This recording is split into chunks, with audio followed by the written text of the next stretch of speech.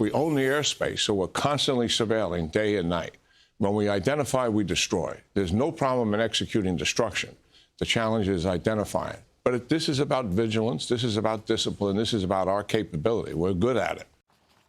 General Jack Keane a bit earlier today giving us a state of affairs right now for the war in Iran. Day 35, and this was the bridge that was hit this week. Said to be the tallest bridge, still a bit under construction right now, tallest bridge in the Middle East. And you can see like a span of that bridge has just been knocked out. This is a satellite image of it about 45 minutes west of Tehran.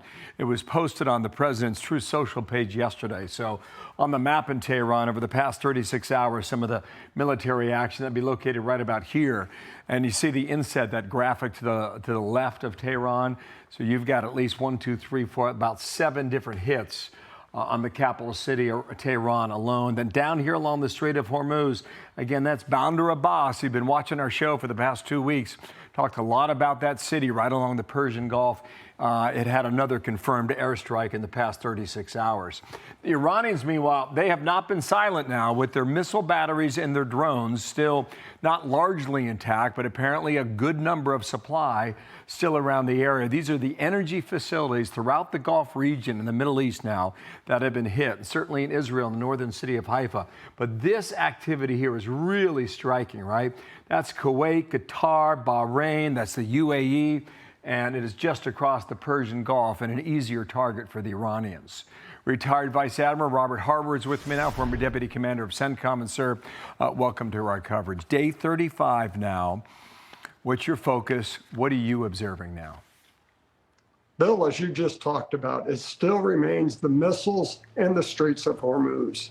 The fact that after 35 days, we've still not been able to shut down their missiles and we can't get traffic through the straits, make it clearly understand why the president's frustrated. But you can say this is also the last lifeline for the government of Iran. That's their last elements of power. So they've got to sustain that to remain in power, not only externally, but internally. And you also talk about this bridge. The geography of Iran is very limiting. The Zagros Mountains running north to south in the west, the Alborz Mountains in the north running east to west, and then the large deserts such as the Dasti Kabir make these roads critical to Tehran. These are somewhat the main thoroughfares. So if they're going to move logistics, if they're going to move people, they're going to move assets along these roads. So I think that's why they decided to start going after some of the civilian and significant infrastructure. Well, we've talked about asymmetric warfare, and the asymmetry that Iran has really poses a danger for the region and the United States. Talk about Hezbollah and the Houthis, et cetera. But here's another aspect a lot of people haven't considered. Wall Street Journal today. Iran beefs up defenses, recruits children as it prepares for ground war. Tehran promises an all-out fight if the U.S. invades, including new attacks on the Gulf. With regard to that potential invasion, what do you see in the amphibious forces that have moved in there? What do you see in the 82nd Airborne, sir?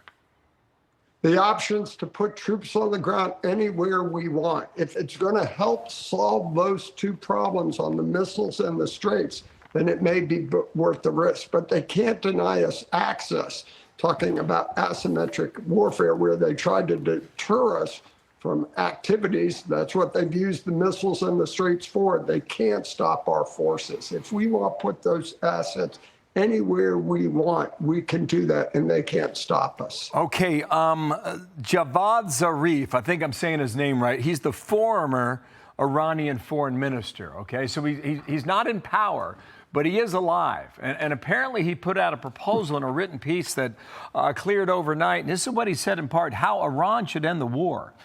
Tehran should offer to place limits on its nuclear program and to reopen the Strait of Hormuz in exchange for an end to all sanctions, a deal Washington would not take before but might accept now.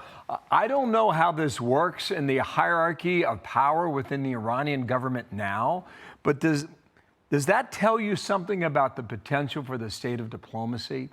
Because if people are listening to him, I think that's the first indication, maybe, that the Iranians are moving in these so-called talks. Bill, without a doubt, you have a senior leader acknowledging the demands we've made. And so that's a big step in and of itself. But validation of, does he have the authorization? Who's speaking for the government? So that's at least a crack in that veneer that here's a guy who willing to step forward and has been part of the government to say that. So I think you're seeing indicators of the regime and how fragile and how damaging this has become to them.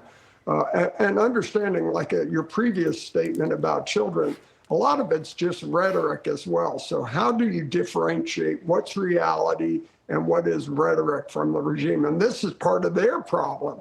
It may get to the point where it's too late. They're putting out rhetoric and it's already a fait accompli. So I know our intelligence community is seeing that, understanding that, and we'll see how this plays out at the end The of the reason I day. mentioned him also, just to put a fine point on this, is that he is the one who helped propose the current president of Iran. So maybe his words carry weight, and maybe they don't, but it's a data point that we'll watch. Admiral, thanks for coming on. Robert Harward, thanks for your time on this Good Friday morning. Thanks. Thanks, Bill. Good to be with you. Be sure to like and subscribe for all the Fox News latest on YouTube and catch full shows streaming now on Fox One.